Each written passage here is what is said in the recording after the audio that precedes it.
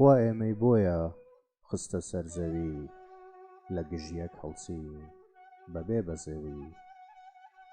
لەلامان وایە کە یەکی بکوژین، عومری ئەویشمان بۆ دێ و زۆرە ژین. نازانین ئێمەش نامێنینەوە، دوا بە دوای یەکتر قەڵب ئەبینەوە.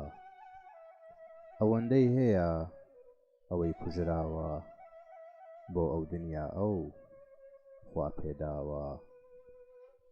شەربەتی مەرجی لەمە و دنیا چەشت، بێترسی و بێپرس ئەچێتە بەهەشت. ئینجا وەرنە سەیر ئەم زاڵمانە، بە شیش ئاگر ئامان ئامانە. ئەیان سوتێنن تا بە ئازار بن، مردنیش نییە تا پێی ڕزگار بن.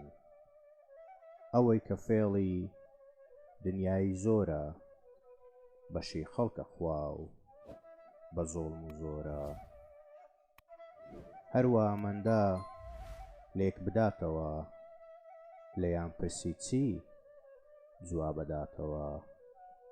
بڵێن پێت خۆشە تۆ بە ڕەنجیشان، نان پەیداکەیت و لێت سەنن ئەوان.